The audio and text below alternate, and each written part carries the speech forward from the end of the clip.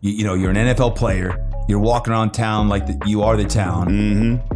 And then you retire at age 28. What was that transition like? Brutal. The more that I got away from what it was I was doing, the worse and worse I felt. And the darker my depression became. And I didn't know why. That was the thing. I was like, man, I made it. Like, I'm retired. This is what we get sold. And like, you want to be this, but at 65, I'm doing it a little after I'm 25. I'm 28. Isn't this great? And it wasn't. It was the darkest place in my life. My deep-seated insecurities outside in the parking lot doing push-ups right now. There are no days off for our demons. Here's what I could tell you. How I feel and what I think is not my fault. It's just my default. But I can change that. But it takes effort, and it takes focus, and it takes attention, and it takes work, which is why most of us don't do it, because we don't think that we can improve and change the way that we experience life, and that's just simply not true. That transition out of the NFL really helped to identify what I'd lost from playing, and that's really, I think, is what's at the heart of transition. Yep. First thing was income, right? How I receive value for the value I bring. Then there's identity, how I'm known to the world, but also how I'm known to myself. That was a big piece that I don't think I fully appreciated.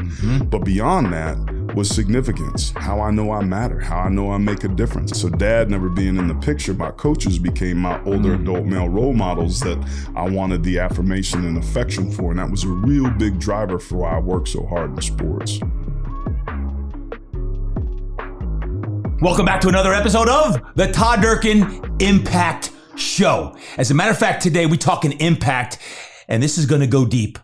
I've got my new friend Aaron Taylor in the house, and I gotta reveal something about Aaron. Aaron is an incredible story, and when you hear his background, I'm going to tell you something that you probably didn't know about yours truly. Aaron went to Notre Dame, and he was a first round draft pick by the Green Bay Packers, pick number 16. Wow. Has a Super Bowl ring, and he's just got inducted into the College Hall of Fame, all of these things football-wise. But what's most impressive, and we're going to talk about today, is post-football career. You probably have heard his name or seen him on TV because he is doing a lot of college football these days with CBS. And more importantly than the football side, although we will talk a lot about football today, is his devotion to mental health. And Aaron has an amazing conviction and crusade he's under right now. When you take a look at mental health best practices, this, as we record it live right now, it's May, which means it's Mental Health Awareness Month. So Aaron, welcome to the show. Man, thank you for having me on, Todd. I got to work to bring my level up. You bring the juice, bro. Every time I listen to your podcast, I'm like, there's no way that Todd can maintain that level of intensity for all day, every day. But this is what you do. This is who you are, man. This is who I am. And speaking of which, when I was growing up, Aaron, I always wanted to go to Notre Dame. I had a Notre Dame jacket. I was the middle school kid with the Notre Dame jacket. And I was like, I'm going to play football at Notre Dame. Going into my junior year, I went out to the campus with my father. I remember Coach Holtz was there, Ned Bolkar. Oh. I still remember Ned Bolkar. And there was another lineman, big lineman. What's his name? It was a captain, 87, big old dude. Wes Pritchett? No, it wasn't Pritchett. Linebacker. Not Zorich. No, not Zorich. I remember him. Anyway, Ned Bolkar and this other dude were the captains, and Lou Holtz got up. And let me tell you what, I was like, I got to go to Notre Dame. And I didn't. I went to William and Mary. So you graduated from Notre Dame, what, in 94? Oh, yep. Class of 94. 94. And give me a backstory. How did you, growing up, where did you grow up? And tell me a little bit about your backstory. Oh, boy. Buckle up, y'all. So I grew up in the Bay Area. Yep. And my parents are biracial. My mom's white. My dad's black. They moved originally from Indiana because the president of IU's nursing school said if my mom didn't start picking her friends better, they were going to kick her out of school. So it was a not so veiled request to move west, basically. Went to the Bay Area where, you know, it's free love and hippy dippy and all that sort of stuff. So parents got divorced when I was 2. We moved around a lot. I was a knucklehead kid. There was some abandonment that took place. There was physical and sexual abuse that took place. There was a lot of things. You know, I have challenges like a lot of people have had. But by the time I was 14, I was a DNF student. And I think the thing that drove me is I just wanted to feel a part of, man, to be enough, to feel like I fit in. I didn't know whether I was black enough or white enough. Sometimes I felt too black or too white. I had this identity issue going on. And we moved every 2 years. So I was a new kid in school, new friends, new teachers, new rules, new everything. So that was a real challenging time for me. By the time I was 14, I was kicked out of the house. I was a DNF student and my mom was out of options. I just was a knucklehead kid.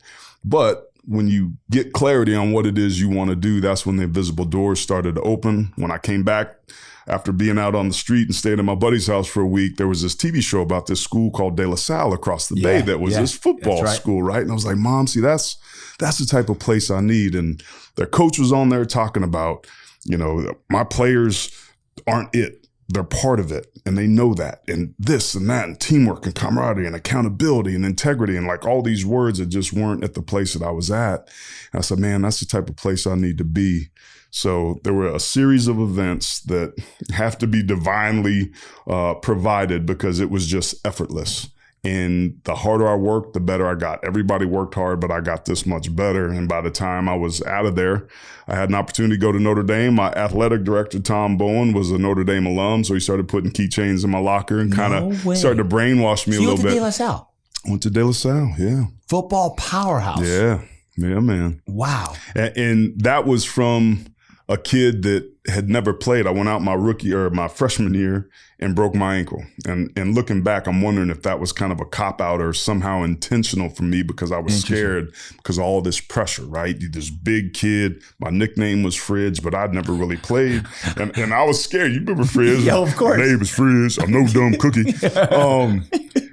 And then went out my sophomore year, but I was smoking a lot of weed, was drinking a lot. Our coach stole our bus money for the away trip, so we had to carpool to games. It was like the program was a disaster.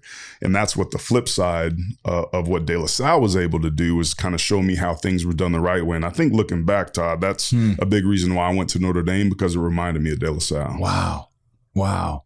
So you went from D's and E's to at De La Salle. Did you start to get your stuff in line and get A's and B's?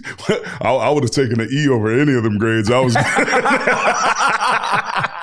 man, it's amazing. And when I look back, like I went in 2 years from being kicked out of the house, DNF student, smoking weed and drinking every day, to graduating high school with a 3.6, to going on to graduate from Notre Dame in 3.5 years with a 3.0. And being the last 2-time unanimous All-American that they've had and eventually have a college football Hall of Fame career.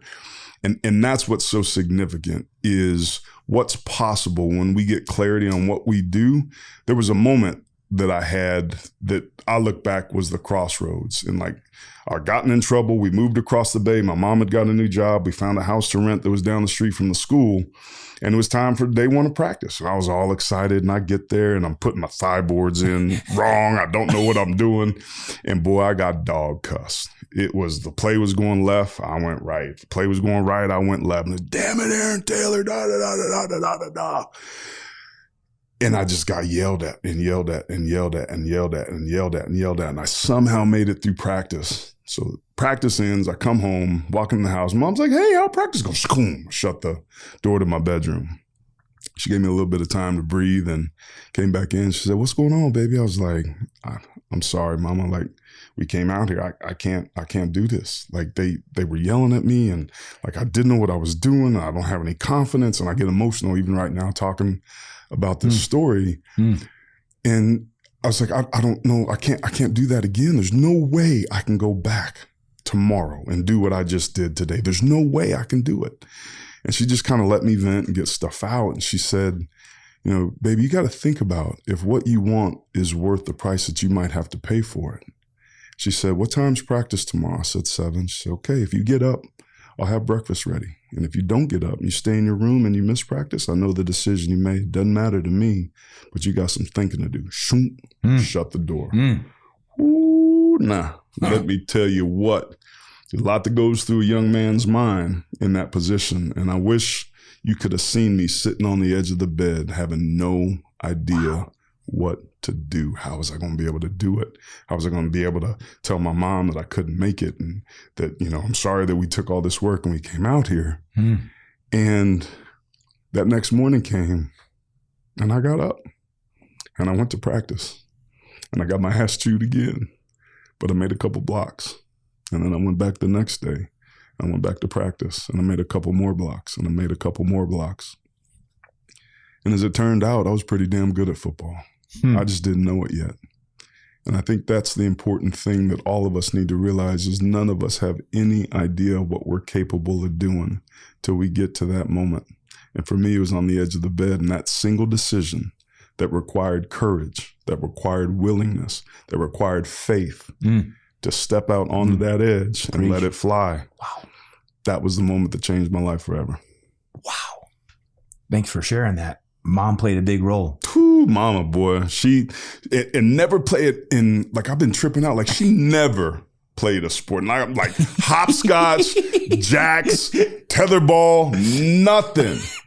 Yet I still managed to get what I needed from her as a parent, but have the things that I needed to make it through sports. And like, I've got two sons now that are very accomplished water polo players. I'm trying to TED talk them to death, Todd.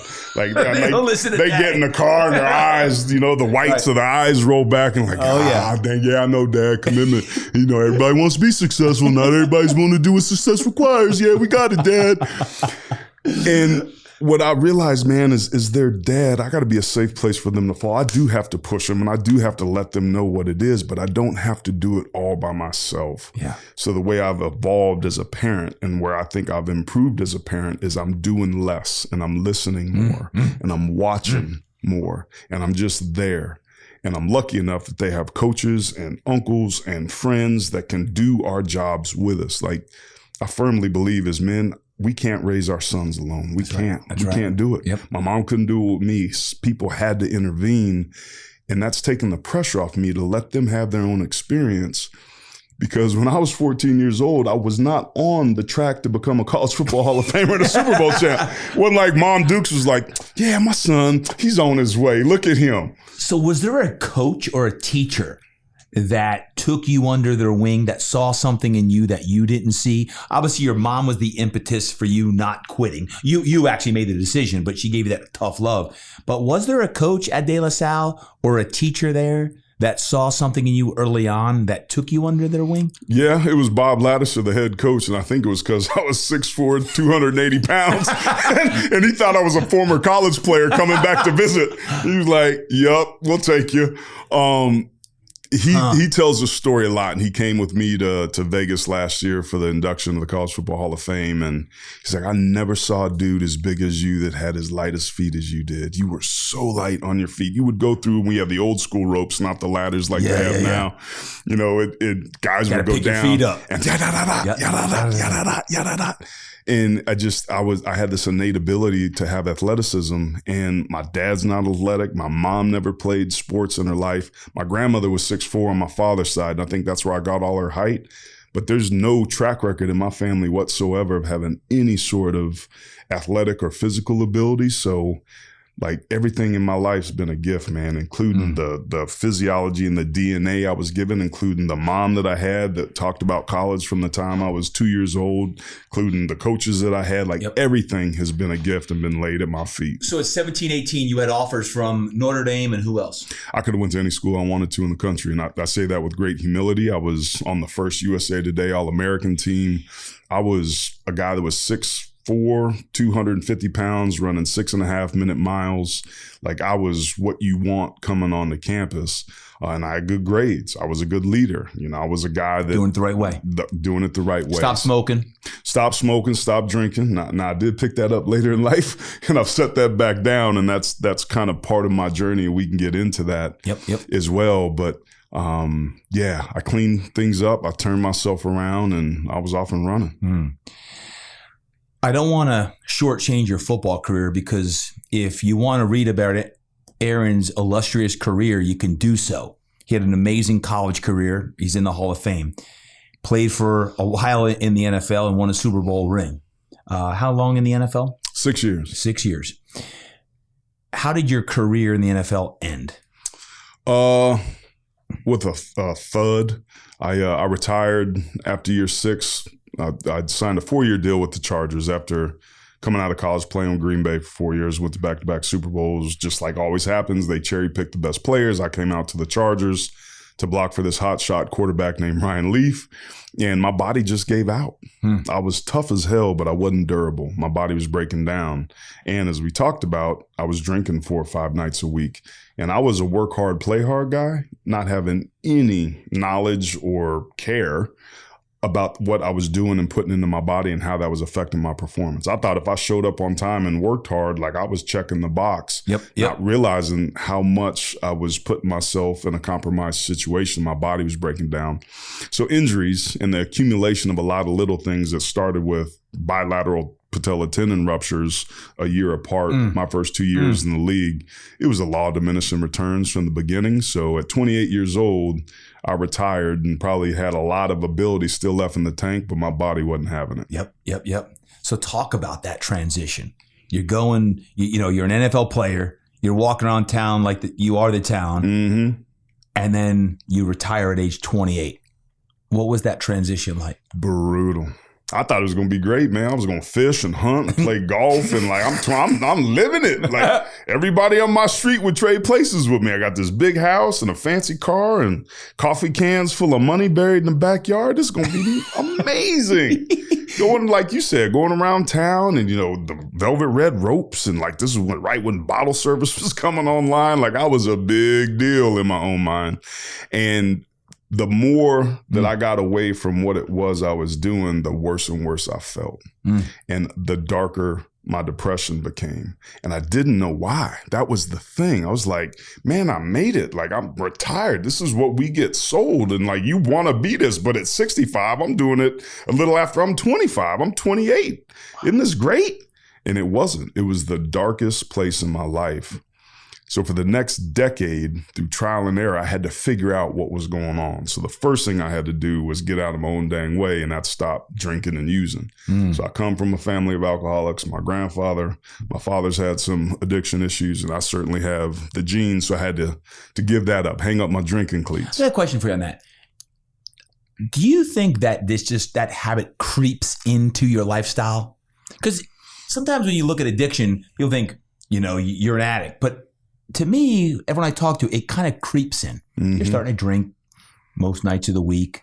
You're starting to party more. And next thing you know, you're like, I got a problem. Yeah. It almost like very subtly creeps into your lifestyle. It does. And it's a progressive disease. It's basically a problem with metabolism. I won't bore people to death about what happens when you drink the alcohol and it breaks down acetone, acetaldehyde, yada, yada, yada. But the extra length that it takes for us to process alcohol creates in and of itself a craving. So for addiction to be there, it's the obsession of the mind, like causes and conditions in the world, life, being married, kids, work, all that stuff, but also the allergy of the body. So I've got an allergy where I can't process alcohol. So when it goes into my system, it takes longer to process. That in and of itself creates craving. And that's where the phrase, one is too many, 1,000 never enough comes from. Once I have one in my body, I want 2, then I want 3, then I want 4, then I want 5, and it kind of self-reinforces. Okay. And there was no off button. So for me, we call it the ism. I used alcohol to kind of detach from life on life's terms. I didn't want to feel. I didn't want to feel my depression. I didn't want to feel lost. So I drank and partied and tried to recreate the significance I felt when I was playing. But people do that with sex. They do it with gambling. They do that with making money. They do that with shopping. They do it a lot of different ways. We all have our isms that kind of create this space between where we're at and what we don't want to feel. I chose drugs and alcohol because that got it done. Wow. For 10 years. Well, no, I drank heavily every day from the time I was probably 13 years old. Dialed it back a little bit at De La Salle, but all through Notre Dame. I got journals back at Notre Dame where I'm like, man, I got to keep an eye on the drinking, but I'm playing well. My grades are good. And, but if I put an X on the calendar for all the days I drank, there'd be a lot of X's on the calendar. But I'm still playing at a high level and da-da-da-da-da. And I look back now, I'm like, The first clue should have been, I was keeping a damn journal in college. That should have been the first red flag. Like, who's journaling? So, oh my gosh, that's funny. It was crazy, man. It was just, it's always been my nookie and always been that thing for me. So that transition out of the NFL really helped to identify what I had lost from playing. And that's really, I think, is what's at the heart of transition. Yep. First thing was income, right? How I receive value for the value I bring. Then there's identity, how I'm known to the world, but also how I'm known to myself. That was a big piece that I don't think I fully appreciated.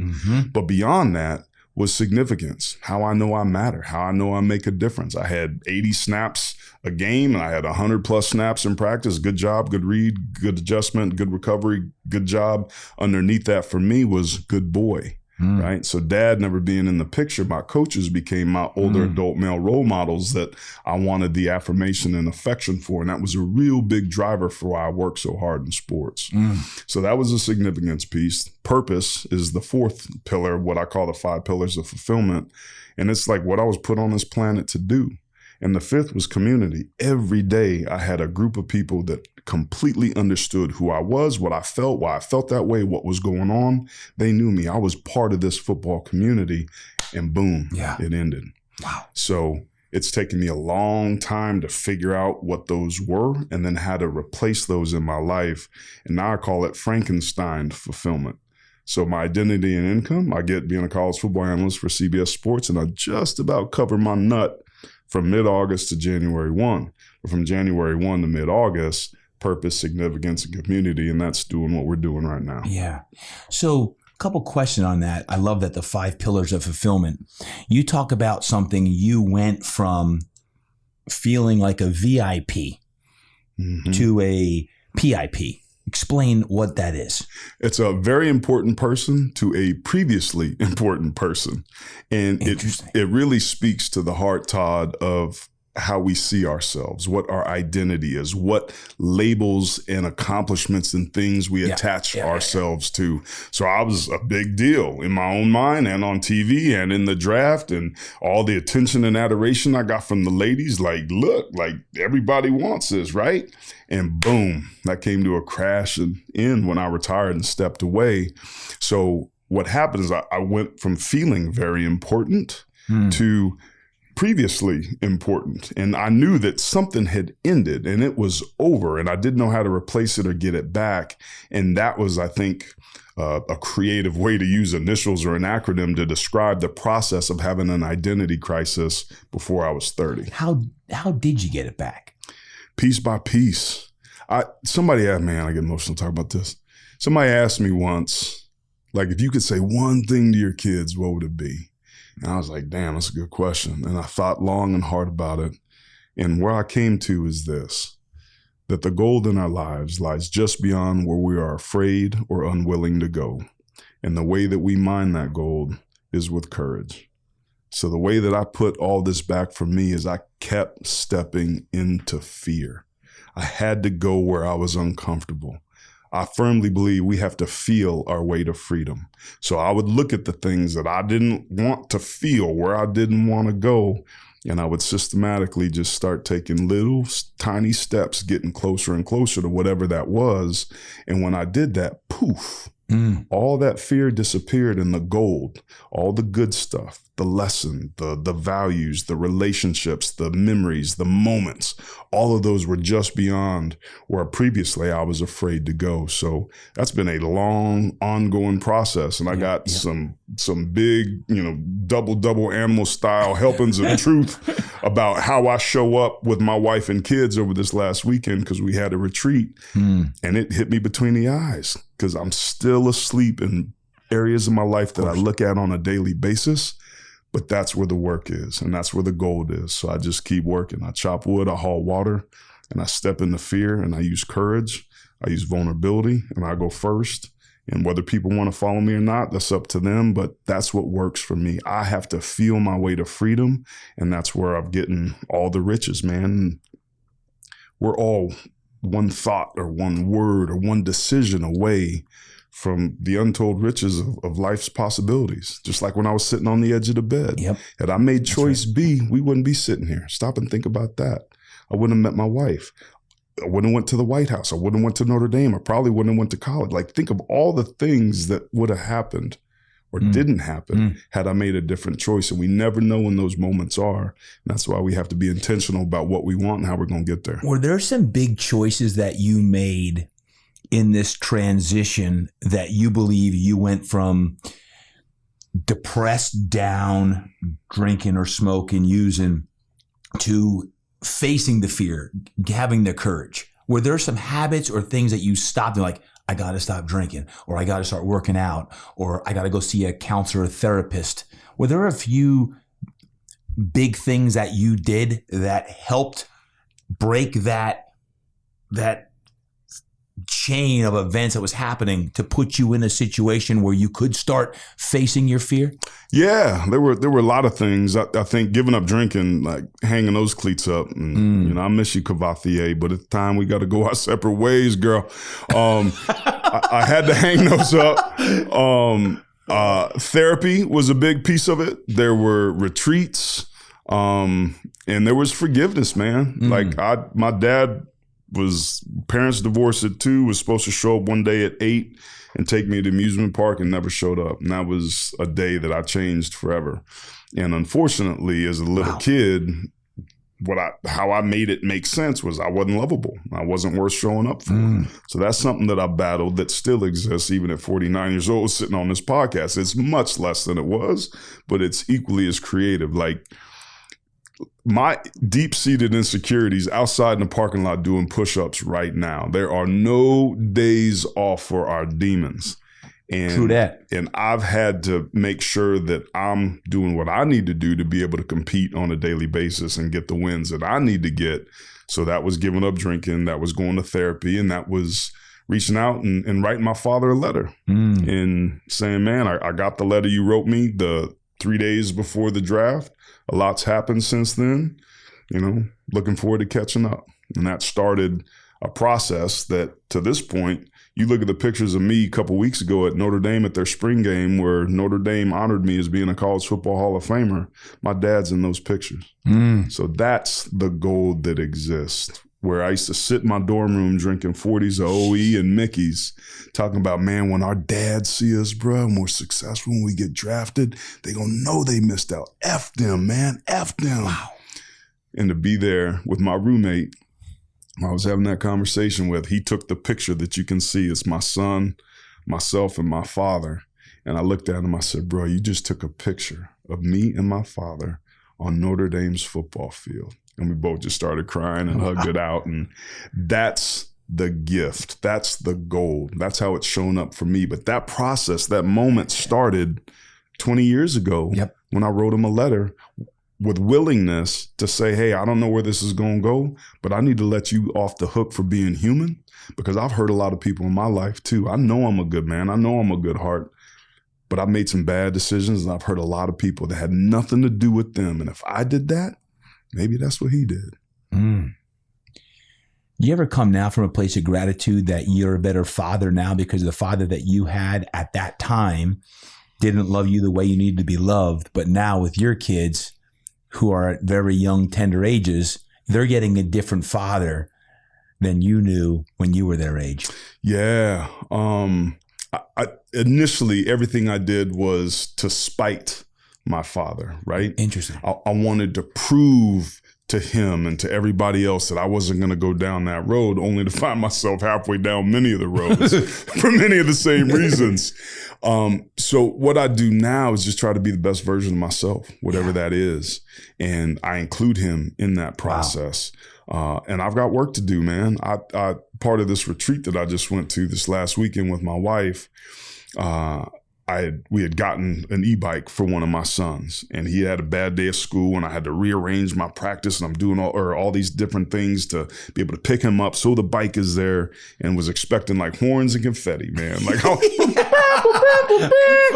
Dad, you the best ever, Dad.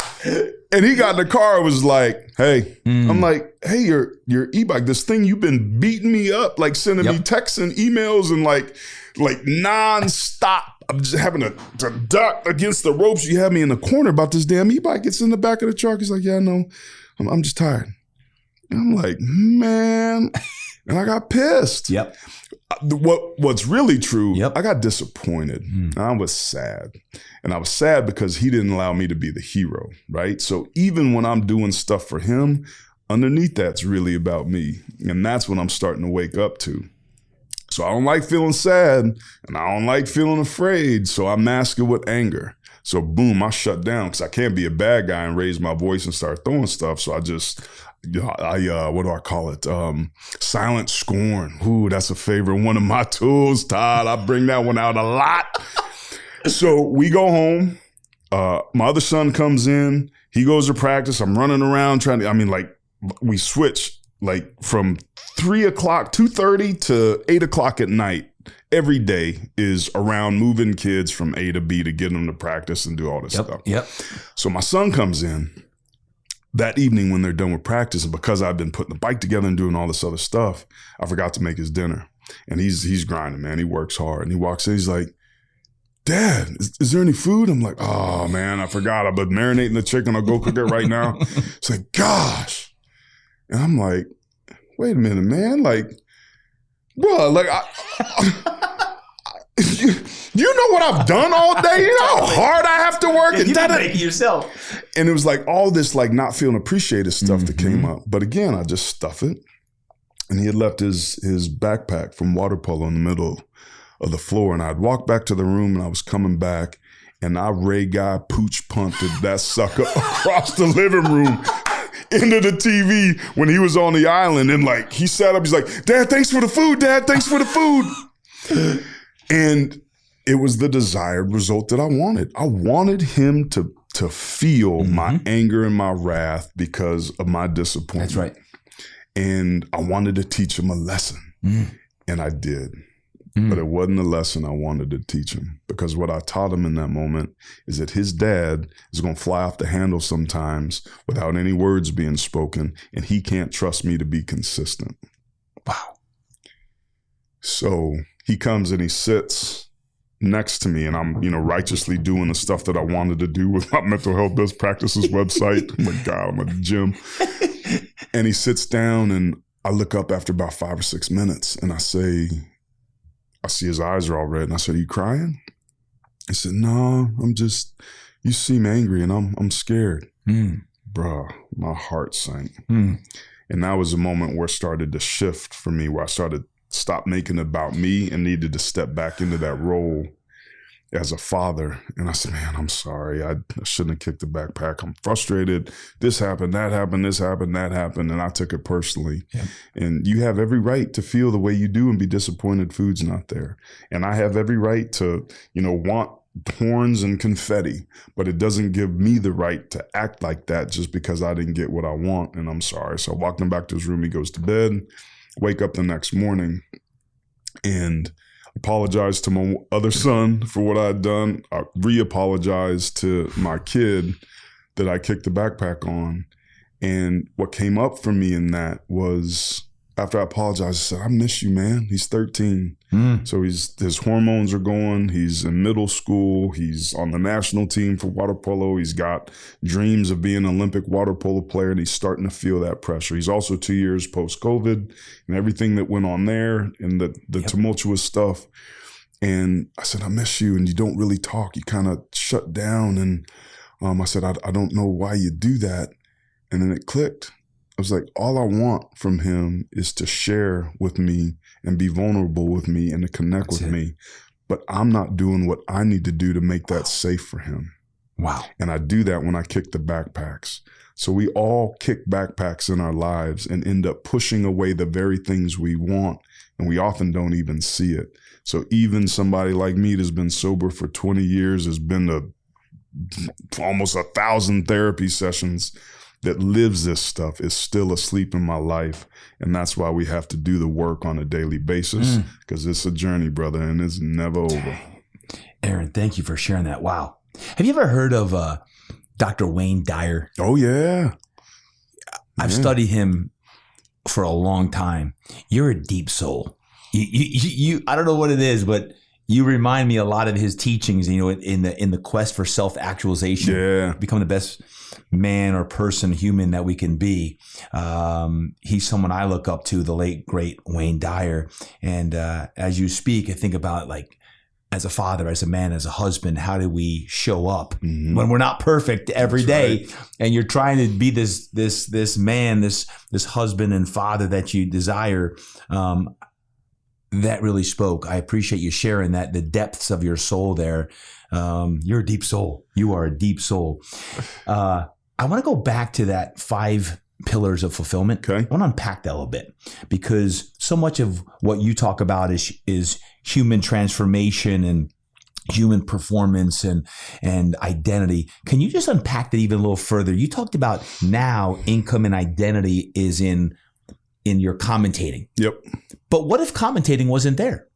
Like, because football was that, now commentating is that. And I think there's a lot of people in this post-COVID era that are in an identity crisis. We're searching, no doubt, right? But you hear all the time is, what I do is not who I am.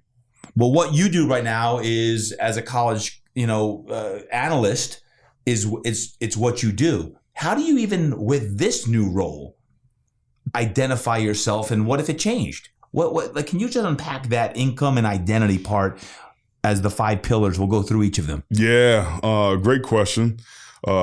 First of all, football is a gift that keeps on giving, man. I've been on scholarship since I've been 18 years old. I'm 49. I'm still backing the truck up wondering, when are they going to figure out that I don't know nothing? He's just going to fill it up with money. I'm going to drive away. So I appreciate that piece. There's something called the elusive sweet spot, right? So there are kind of 3 different factors when we're talking about employment. There's stuff we're good at, stuff we like to do, and stuff the market will pay us for. The sweet spot's being in the middle of all 3 of those. What most people do is something they're good at, something they get paid for. That's called work. But they don't enjoy it. If you enjoy doing something but don't get paid for it, that's a hobby. So there's all these different combinations of stuff you like to do, stuff you're good at, stuff that the market will pay you for. I've been lucky since I've been 18 years old, because being in college was almost like a job. I brought value to the team. The value I got was a free education. Is being in the middle of that sweet spot. But I think the thing that holds most people back is that they're unclear about what it is they want and why. So having clarity about the things that bring them purpose, that bring them significance, that give them a community where they're part of something bigger than themselves, they don't have the luxury. And for most people, and this is where I got to be honest about this too, I've got the luxury to do that because of what I do and how I get compensated for work. When I was growing up, we had beans several months in a row, and it wasn't that way. We never owned a house. We rented, and we moved all the time because something happened with the landlord, and we had no say. So I've lived that life as well, and it's a grind. It's a daily hustle. But for those people that are feeling maybe unfulfilled in what they do for work, that's only a third of your day. There's these other 2/3 of the day. So I often talk about we can either do addition by addition or addition by subtraction. If you're at a job that's just draining you, where you don't feel good, you may need to subtract that job and go get a new job to where at least you're balanced and not around negativity.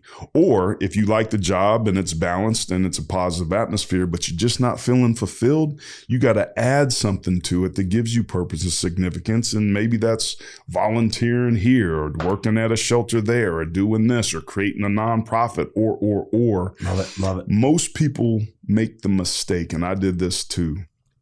I was so fulfilled in what I did that when it went away, I tried to find the next thing to replace it with. I lost one thing and felt like crap. I'm going to find one thing and feel real great. And that's not the way it worked. And that's why I talk about Frankensteining the fulfillment back. Identity and income is college football analyst for CBS. Purpose, significance, and community is what we're doing right here. That to me has allowed for me to enjoy life. Now, Todd, I would trade 10 NFL careers for the life I have right now. Wow. I'm living my ideal life in every measurable category. You can't look at my life any way and not say it's not what I want it to be. Now, my challenge is that I window shop on that. Sometimes I push it away and I'm on the outside and I want things different. I prefer this. And if my wife only did that, if my kids didn't leave their backpacks in the middle of the room and gave me confetti and horns when I get their e-bikes, it would just be better. But when I take all that crap away and look at my life, it's my ideal life in every measurable way. I wouldn't change a thing about where I'm at right now. And that doesn't have to do with how much money I make or being a college football Hall of Famer. It's the relationships, the moments, the people. That's what gives me the wealth that I experience. So talk about how someone who's seeking to find deeper significance in their life, how do you find deeper significance? Energy. Energy's the key. When you do things that fill you up, where it's not a drain and you don't come home like, dang, but you actually get excited when you talk about it, when you think about what those circumstances and situations look like in your past, that you felt energized, that's a clue. Follow those breadcrumbs because they often lead to what our fulfillment is, right? Yep. I had this media coach one time that broke stuff down. His name was Mark Watson. He was a beautiful brother, man, really deep and complex and accomplished in a lot of different ways. But he introduced this concept of the 3 vaults. And we were talking within the context of how you make a viral comments, right? So he said, most analysts talk with the first vault. This is our head. It's data, information, stats, stuff that anybody can look up and read. He said, as you start to get better at your craft, you talk, from here, the second vault, which is the stories you tell yourselves about yourselves. It's kind of the cliche sometimes. You rely on your experience. Defense wins championships. You got to have a good championship culture. He said, but there's this third vault down here that most people don't even know they have. He said, but the great ones come from here. And he said, it's something they've never thought about. It's something they've never said. It's just something that it comes out. And he had several examples of what those were like. And I was like, man, that sounds like what we do as people, right? So I brought this down to the Modern Elder Academy. And these are our thoughts, right? These are the things that we think about. Our heart is the stories we tell ourselves about ourselves. It's our resentments. It's our love. It's what we want. Yep. But here, this is where our essence lies, right? This is where our creativity is. This is where our inspiration lies. This is where the Buddha would laugh. This is where the joy is. And when we can align our thoughts, our words, and our actions and open all 3 of those vaults, that's when it's lights out. That's how we become great, be the best versions of ourselves or whatever, any other cliche you want. It's that alignment. And energy is the key. It's the hint. It's what fills you up. It gives you, it feeds you. And that's why you know that you're on the right track. Most of us, myself included, today I've done this. I follow the roads that suck me, that pull it out. If you want inspiration, if you want to know what you want to do for fulfilled, look at the things that excite you. And it may not add up where I can make money doing that, but you may not have to once you start to understand how critical that role is to have that thing in your life. It may be the missing piece that allows you to have what you've always wanted. I got goosebumps, man. This is good. I call it your head, your heart, your hara.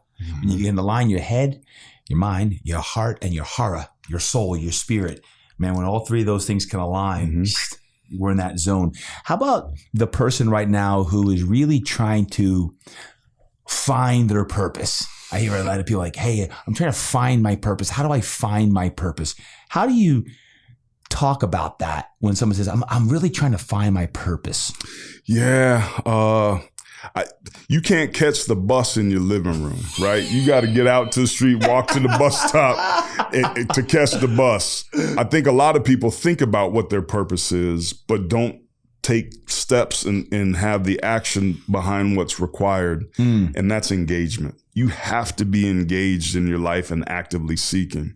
And that was that's why it took me 10 years, right. Todd. It took me 10 years to figure that out. But what I did systematically was I tried stuff. Those little leaflets that come in the mail, the adult continuing education classes at the local community center, Tai Chi, photography, pottery, salsa dancing, because I was single at the time. I was hoping there'd be some ladies in the house. Be honest about all of it. I love it. Because I didn't know who I was. I know who AT was. I know who the first round draft pick was. I knew who the Super Bowl champ was. I didn't know who Aaron was. But everyone thought of you. Yes. But on the inside, you were like, who am I? I know how I'm known to the world, but how am I known to myself? So I got curious about that and I explored that. And what I found was, I like photography, and I was a pretty good photographer. I haven't followed up or practiced, and it's a somewhat perishable skill, but I like art. The way I'm creative is with cooking. I'll read 10 recipes and go, okay, that's how you make gumbo. This is how I'm gonna make Asian gumbo. And put my own little flair and twist on it. So being engaged in trying things, how do you know what your purpose is if you're not out there trying stuff? And getting a no, which is really a not yet, is vital information because it can keep you from going down a road and pursuing things, because most of us have an idea about what it is we want, but it's just an idea. And we got to smoke that out to see if there's any meat on those bones. And the only way we can do that is by being engaged and taking action. Man, I talk about all the time as far as your purpose. We don't find it, we discover it. And you discover it by actually taking action and sometimes failing. Sometimes saying, I don't like that, or I wasn't good at that. And that might be 6 months or a year or 3 years out of your life. But who you meet along that way leads you to the next aspect of going deeper on your purpose. The last of the 5 pillars you talk about is community. How important is community these days, and how do you find the right community? Man, I think it's the most important. First of all, like, here's my PSA for us earthlings. Like, we're all in one community, right? Preach it. We all in one community. Preach. And I think what's taken place over these last 3 years with elections that didn't go the way that we wanted to see, with viruses we couldn't see, with the reds and the blues, and now we've got, the fog of war going over on in Ukraine and Russia. Like, there seems to be this line that's been drawn in some proverbial sand. And for me, I don't know if it was 9/11 or what it was, but there was this moment where we lost the ability to be able to agree to disagree. It was all or nothing. And for me to be right, you got to be wrong. That's right. And it never used to be that way. And I don't know what it is. And that could take us off into another conversation that I don't think our time here would be well spent having, but it is an important conversation. So community is everything, bro. Like, we developed and evolved as communal creatures. If you got, outcast from the tribe back in the day, that meant death. Like, you were in trouble. So we have this deep evolutionary need to be a part of something, to be together with people. And that can look a lot of different ways. For me, it's the recovery community. For me, it's the sporting community. For me, it's the family community, the church community, the spiritual community. There are all these different communities. But what's interesting about community is that community is the aggregate of a bunch of individuals. So everybody that's part of that community adds or detracts from that community. That's right. So it's this thing that we create collectively, but we experience individually. So it's this weird thing that we need to be a part of, that we can contribute to, that we think is not of ourselves, but we have tremendous influence to it. It's like being a grain of sand. Like, you're autonomous as a grain of sand, but you're also part of the beach. You're one and the same. The beach is much bigger than you are, but you're the beach. So the community piece for me is find your people. Find your people. Right. Find your people that challenge you, that love you enough to tell you the truth, that make you feel better about yourself, that will be honest with you and check you against the glass when that needs to happen. And I was a follower when I was a kid, which is why I was drinking and smoking, because what was driving my behaviors was I just wanted to be accepted. So I lowered the bar. And what I've done as I've gotten older is I've done a more mature version of that, and I've raised the bar, but it's the bar that other people raise that I'm trying to aspire to be. And you are the company you keep, That's man. it. You That's are it. the company you keep. I love that. Guys, you talk about the 5 pillars of fulfillment. I think we're all seeking fulfillment, joy, peace, happiness. These are the things that we seek out. Aaron, it's obvious that you are devoted to mental health and brain health. Is that because of your football days? Why are you so enamored and on a crusade with your initiatives right now? You are doing some great things around mental health. Is that because of your football days? Because of your past? I've lost 8 people to completed suicide from my football and social circles. There's been some pretty notable players here in San Diego that list includes. And I'm sick and tired of feeling sick and tired myself, but I'm also sick and tired of losing people prematurely and unnecessarily. There's this, what I call the mental health conundrum, right? If your tooth hurts, you go to the dentist. If your back hurts, you go to the chiropractor, right? Want to lose or gain weight, you go see a nutritionist. But if your feel's not right, all of a sudden we have this resistance to talk about it. And there's this really interesting relationship between what takes place when we have physical injuries, which we can see, touch, take pictures of, identify, and work to fix, or what I call invisible injuries, our feelings, our experience, our lived experience, the emotions, maybe the trauma from TBIs, from having concussions and those sort of things. There's been such a stigma around mental health because we've looked at it as a binary thing. Either you're mentally tough or you're not. Howard Mudd, the late great offensive line coach, had a great way to describe this. He said, my offensive lineman, to be in my room, you had to be tough. And toughness was about moving a man from point A to point B against his will, how much pain and punishment you could dish out. But I also made sure that my players had resilience. That was how much pain and punishment you could endure. My job was to make sure that we raised their resilience level so that they had no breaking point. That, to me, Todd, is the key to what mental health is about. It's about developing our resilience. Our resilience is like a muscle. It can be trained. You know all there is to know about the body and do really well with the gyms and you helping people achieve what they want to on the physical side. But that takes focus and it takes attention and it takes time and it takes effort to get your body shredded and to get strong. Well, with that same focus, attention, time, and effort with our mental health, we can develop the resiliency necessary to enjoy our lives the way that we were intended to enjoy. Here's what I could tell you. How I feel and what I think is not my fault. It's just my default, but I can change that. It's my responsibility to change that, but it's not my fault. It's my lived experience, my brain getting smashed. But what we know from neuroscience in the last 3 decades, we're not stuck with the brains we were given. We can change it. We can rewire. Our brains are plastic, meaning malleable. Neuroplasticity is the buzzword. We can change it, but it takes effort and it takes focus and it takes attention and it takes work, which is why most of us don't do it, because we don't think that we can improve and change the way that we experience life. And that's just simply not true. Wow. How is God using you right now to change this world that needs a lot of help in this area? How are you being called? Well, I think I'm God's comedy channel.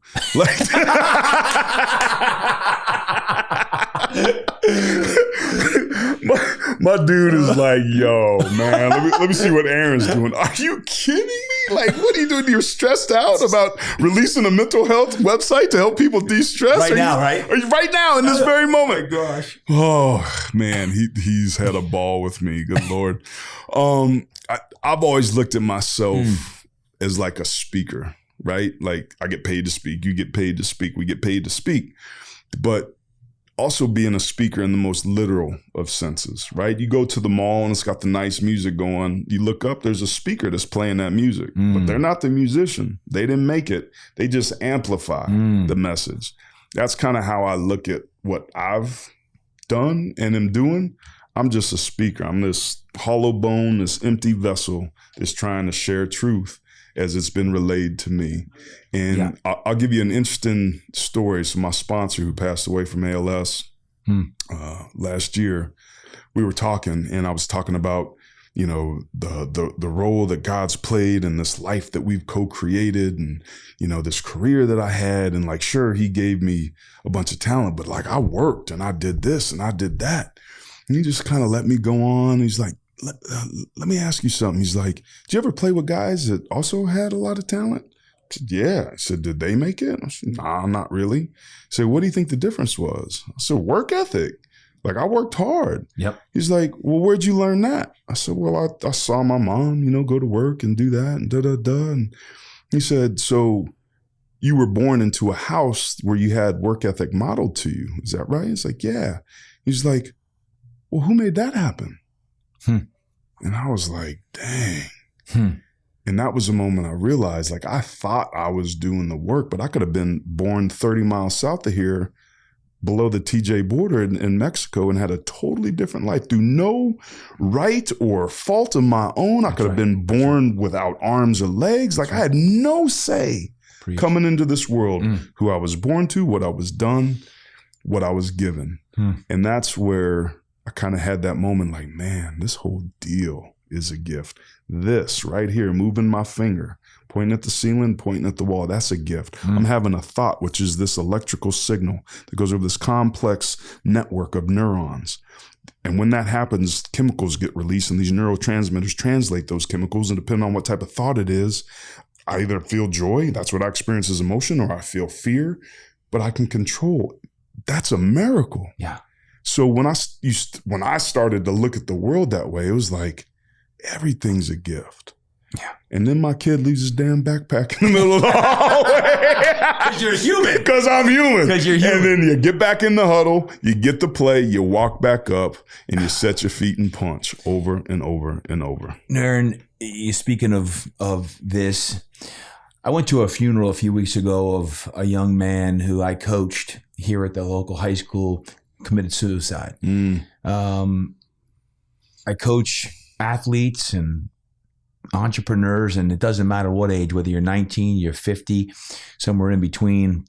This is certainly impacting everyone these days. And God's speaking to me right now. I'm not sure. I was telling a group the other day, I'm not sure where I'm being led, other than there's a great need for what we're talking about as a support system for people who have this invisible illness or this invisible injury, as you called it. How are you moving forward? What is your calling that you're doing? Is it as a speaker and amplifying this message? Is it in these retreats that you're leading? I know I have a vision potentially to bring some of these, I don't know why, these 19 to 24-year-old young guys who are just, there's young men specifically that I'm seeing suffering now post-pandemic. Maybe it's even men and women who are in the military and then they're like missing their purpose because they're part of a team. They're in the military and then they're getting out like, what next? You don't have that affiliation. Are you being called in any specific ways right now, or is it just to amplify the light that you're being called to do? I do feel like I'm in a transitional phase myself that isn't conscious and like, okay, now I'm going to do that. It's the tractor beam. It's the voice when I sit still enough that goes, "You ready yet?" So for me, it's always started sharing my truth, right? I'm doing it here. I'm talking about the 5 pillars of fulfillment, but I'm also talking about kicking backpacks. I'm also talking about getting anxious by trying to create a website to teach people how not to get anxious. Like that's causing anxiety. That's right. It's the Aaron Taylor, the law of Aaron Taylor. The key piece there for me is authenticity. I have to be my most authentic self. And that means warts and all. That's where I'm most valuable. That's where I'm most aligned. That's where I'm most impactful and where I can have the greatest influence. And you mentioned suicide, Todd. There was a 2017 Harvard behavioral health study that found that 87% of suicide survivors had the suicide thought within 24 hours. 1 in 4, 24%, had the thought within 5 minutes. What we're learning is that suicidal thoughts and completed suicide's impulsive. It's an impulsive act. And when you're compromised with your inhibitions and don't have the ability to be able to stop those signals, you act impulsively. And that's what's starting to happen. And that's what the data is suggesting is we have this increase and this acceleration of suicide. We've got 9-year-olds that are taking their lives because they have this impulsive thought that they can't resist because we're being beaten down slowly and slowly and slowly and slowly. And it's this cumulative additive process of images and impressions and negativity that's nonstop, that just wears us out, and our resiliency levels come down until finally we reach our breaking point, and then we make a fateful decision that we can't turn back from. We can change that. There are things that we can do that don't involve drugs and pharmaceuticals, that don't involve surgery. We can literally change the way that we think. Our life experience is something that we can control. How we experience life 5 years, 5 months, 5 minutes from now is something that we can choose. But for us to do that, we have to change the way that we think.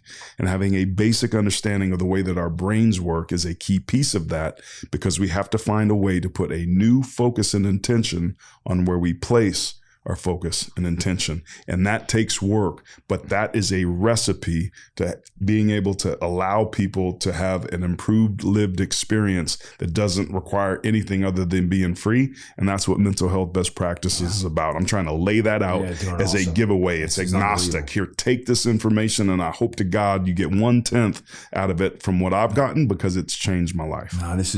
This conversation, Aaron, is one of the deepest I've had in a long time on this podcast. And I appreciate your authenticity and your just openness to share this. You talk about something called silence the shame. What is that? Silence the shame and the stigma about mental health, right? It's like the mind, body, spirit connection. It's all one thing. Everything affects everything. So I'll give you an example. So I ruptured my right patella tendon day 4 in Green Bay, right? First round draft pick, 16th player taken overall, got some hot shot quarterback named Brett Favre, and boom, I'm on IR June 6th. Okay. Missed my entire rookie year. Don't even have a contract yet. So they moved the drill 10 yards. In comes Guy McIntyre, who's a guy that I grew up watching in the Bay Area as an offensive lineman. I'm getting replaced by a dude I watched play as a kid. Like, it was as surreal of a moment in my life as I can ever describe.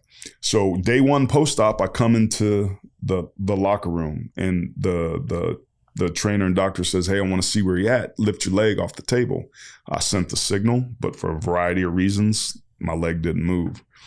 But I went into that training room twice a day, 3 times a day for 9 straight months, never took a day off. And I was focused, and I had attention and time and effort and discipline. My why was so big. It was right there. I got to see as the plane took off and I sat and didn't get to go on the trip. I got to see Guy and them win these games and like be like, I didn't matter. They didn't skip a beat. They went on, they were in the playoffs that year. I didn't make a difference. So I was motivated by that. 9 months later, not only could I lift my leg off the table, but I was able to stop a Reggie White bull rush in practice and be able to reach block Gilbert Brown at 380 pounds. That same analogy is true for our mental health. If we're willing to be able to put the same focus, attention, and time and effort into our mental health, our invisible injuries, we can have the same sort of recovery that allows us to get back in the game of life. Man. I'm just sitting here thinking, man, God is using you in great ways, brother. He's using you in great ways. And I just got a couple more questions that I think will find value to our listeners. Today, you're 49 years old. You're a husband, father. Your best habits that help you get your mind right on a daily basis. What are a couple of things that you're doing to fight the good fight and live your 5 pillars of fulfillment? First things first, my morning routine is critical. Love it. I used to wake up and get out of bed, and there would be a treadmill on the side of my bed at 10 miles an hour at 10 degrees. And I get on that thing and start running before I got out of bed. And what that looked like is me checking my phone and going through text messages, through emails. And it was a disaster. So I started charging my phone out in the living room. I started, doing a bunch of things. So now what I do, I set my alarm at 5:40 to wake up, because I got this process I'm about to describe really quickly. Get out the house by 6:30. I have 3 daily readers that I read for inspiration that are, topical by the day. I do a meditation practice. I do a self-hypnosis practice, and then I have a prayer practice. I do that every single day. That's me stretching. That's me hydrating. That's me putting on my helmet and my shoulder pads, because I'm going to be in the game no matter what. But if I'm not stretched and hydrated and have my gear on, I'm going to get waylaid. I'm going to get cold cocked. Boy, I'm going to get earholed by life. Now, I might still get earholed, but I'm going to navigate that earhole a hell of a lot better when I've got a helmet and shoulder pads on spiritually, right? So the way I like to say it is, I don't know how my day is going to go, but it's going to go a hell of a lot better when I do my morning routine. True. So figure out what it is you need to do to start your day off right. And what we've learned about our brains is our brains have no sense of humor and they have no delete button. We can't take in all the information that we see. So we create these cones of focus to see the world. So there's something called a magic question that I also use. And that's, how will I experience joy today? How will I feel inspired today? How will I be more patient and loving with my children and wife today? The brain goes, oh, okay, you want to see ways that that's going to happen? And without you even doing anything, your brain starts to work to find those things. Play around with that a little bit. And you could use it for anything. And all you're doing is cueing and priming your brain to focus on what you want to focus on. We don't see the world as it is. We see the world as we are. So we better be very careful and intentional about what we're looking for and why. And when we do, all of a sudden things seem to change. Wow. So after your morning routine, what are a couple of things that allow you to show up as the man you want to be? Exercise is a big piece for me. I shared before, I think we started taping this, like I missed the workout, but only 15 minutes, but I got in the car and drove anyway, a half hour each way just to keep the habit. That's right. Because that's really important for me. The endorphin release, the camaraderie, all that's important. So that's something. There's anxiety relief. My wife gave me a great tool, and I'll share this with the listener. I had my first NFL game this year. I got the pinch hit for an analyst that went down with COVID, and it was like the opportunity I've been waiting for, Todd. I was like, I got to go up to the bigs, and my wife screamed, and I was like, yeah. I was like, hey, peace out. I'll see you next week. Meaning, like, I'm about to go into the film room. Like, I'm going to be ready. And we got to about Tuesday. She's like, you open to an observation? I'm like, oh, that's a check-in question. That's what she said. Honey. Do I have your permission to smack the mess out you right now? So I was like, yeah. She's like, you're starting to grab this really tightly. And I'm worried that you're going to want to do so well at this that you're going to squeeze it and it's going to slip out of your hands. And she gave me this tool that I'm about to share that changed my life. And this was last season. I had the best season I've ever had. She said, every time you start thinking about what you want to do, telestration, how great the open's going to be, like this and that, and like how your interaction is going to be. It's like every time you do that and you start to get nervous, shift your focus from what you want to do to how you want to feel after. So imagine putting your game board and your computer away. Imagine putting your jacket onto the hanger as you walk towards the elevator. Who's texted you? When are you going to call me? Where are you going to have dinner that night? What's the look on your face as you go to bed? Every time you get nervous and anxious, shift away from what you want to do and focus on how you want to feel. Bro, that stuff was a superpower, Todd. I had the best game I've ever called in my life in the biggest moment. Now, I'm 49 years old, still get performance anxiety. I was as relaxed as I'd ever been. I didn't have to figure out how to do well because I was focusing on how I wanted to feel, and magically in the middle, all that took care of itself. So it's a tool now that I share with as many people as I can. And the feedback I get is like, what was that? How's that work? I'm like, I don't know. But when we focus on what we want to feel versus what we want to do, we tend to do more of what we wanted to do anyway. Yeah. And it allows. She got you out of your head. She got you into your heart and into your hara, what you just talked about. She got you into that. And you flowed. Yep. It's like when you're an athlete, you 100%. Go into the flow state versus you're always thinking, paralysis by analysis, you're always thinking about what you got to do versus just flowing. Yeah. And your wife need to remind you of that. Man, shit. They're always right. My two-time Olympian wife, by the way. Really? Oh, yeah. In what? Beach volleyball. I've been out kicking my coverage since 1972, Todd. Come on, bro. What? What? Last question. What's up next for you? Well, I mean, there's so many great things that you're doing, obviously, but what's on the radar next for Aaron Taylor? Well, I just want to say that I really enjoy working for CBS Sports. It's contract year, so I'm hoping those negotiations are going wild. Renew this guy. So I'm fully intended, because I did have the best season I did, using that focus on how I wanted to feel. I use that is my part of my preparation technique. Let me ask this. As far as you say you had the best year, because you knew you had the best year, or because people were telling you had your best year? So here's the deal.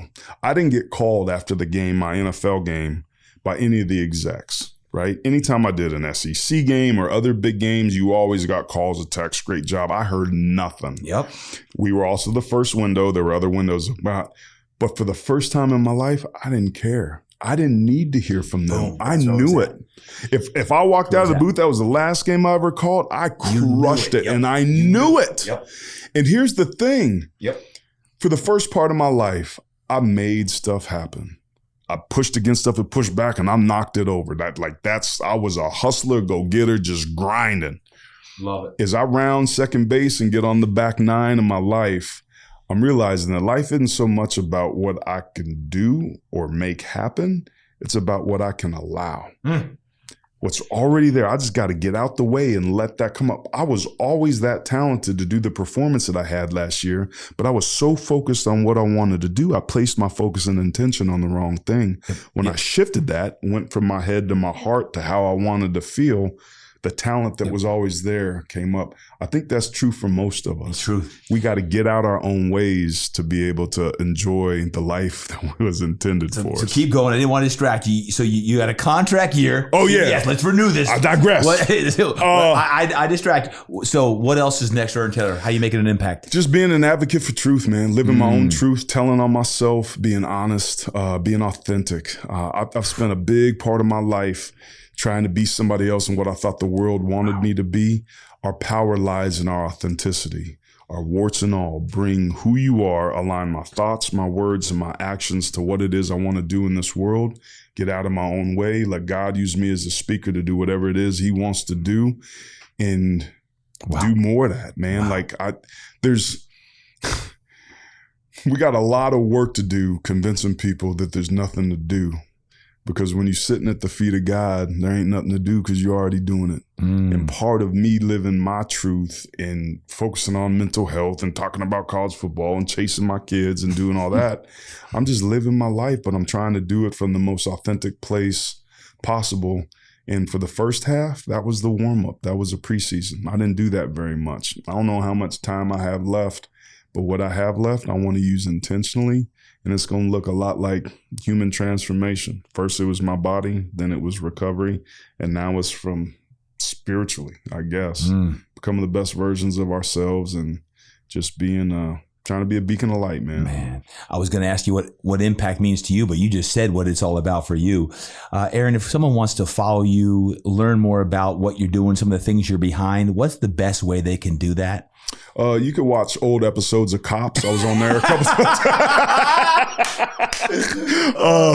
At Aaron Taylor CFB is my Twitter and Instagram. Okay. I just created, by the time this drops, it'll be populated and be up and running. But at mentalhealthbestpractices.com is the website. And I just created the URL for the Mental Health Best Practices website, but I think it's at Mental Health BP, but it could be MH Best Practices. I can't remember which one it is. We'll put it in the show notes. There we go. There we go. Put it in the show Clarify. notes on that. But mentalhealthbestpractices.com. Yes, sir. And if they want to follow you on Twitter or Instagram, it's at Aaron Taylor CFB, like college football. That's it, baby. Guys, you got to follow Aaron. He's doing some amazing things. Do you have any more retreats coming up? I know the one you've got coming up is sold out, but are there plans to hopefully down the line? Yeah, they're opening a retreat center in the United States. The one there is in Baja, which is, man, that's God's country. I love it. I love to fish. I love everything about Mexico. But they're opening one in New Mexico. It's a beautiful facility that'll come online in 2023, and I hope and plan and expect to be a part of that. It's great work that the Modern Elder Academy does, helping people transition, and again, trying to figure out out what's next in their life, move from a profit-driven life to a purpose-driven life. Aaron, thank you so much for being here. I really appreciate the conversation today. Is there anything that I haven't asked you that I should have asked you that the world needs to know? The fourth grade soapbox derby that I won in the Boy Scouts. We didn't get to that, but we can talk. Soapbox derby. We can talk about that later. Man, thank you, guys. Follow Aaron Taylor. That was one of the deepest conversations that I've had in a long time. And when you see him on college football, realize there is a deep soul behind that soulful voice that the world certainly loves. But Aaron, thank you so much for being here today, brother. My pleasure, Todd. Thank you. Thank you. Impact Show fans. Wow. Oh, wow. I hope you enjoyed that episode as much as I did, talking with Aaron Taylor about these topics, transitions, and finding fulfillment in your life. Truly, to hear his courage, to hear his audacity, just to hear how open and vulnerable he was, truly is inspirational. And I thank Aaron. I want you to make sure you follow Aaron first off. Make sure you follow him, mentalhealthpractices.com. Check that out. Follow him on social media as well. One of the things that I really loved in the 5 pillars of fulfillment, when you look at your fulfillment, because it doesn't matter if you're 14, I was thinking of him as a young boy, or you're 49, or you're 51, or you're 75. I believe right now there's a lot of people going through transitions. Can I get an amen to that? Anyone? There's a lot of transitions going on, and we're all searching to be our best self. It's one of the things I love about this Impact Show podcast is I'm guiding you through the mindset, the heart set, the soul set, the physicality that is necessary to help you get through the transitions of today's day. And he talks about the 5 pillars: income, how I receive value for the value I bring; identity, how I am known to the world and to myself is your identity. He talks about significance and how I know I make a difference. That's your significance of how will you be significant in the world. And when he talks about purpose, you ask yourself the question, what was I put on this earth to do? What was I put on this earth to do? And lastly, community, being part of something greater than oneself. What community do you belong to? What community do you belong to? Whether it be a gym, a church, an online community, but it's really important in today's day to be part of a community. The 5 pillars of fulfillment. I hope that this episode spoke volumes into you. And please, if it did, could you please do a few things for us? Number one, I want you to share this episode. I think it's going to provide value, whether it's to your kids, whether it's to your colleagues, some family members. It certainly was a conversation that went very, very deep. 2, if you have not yet given us a 5-star rating on Apple, on iTunes, please go to Apple, go to iTunes, give us a 5-star rating. It really helps the Todd Durkin Impact Show podcast continually climb up the ranks to be a top 10 rated podcast in this world. So please, a 5-star rating and write a review.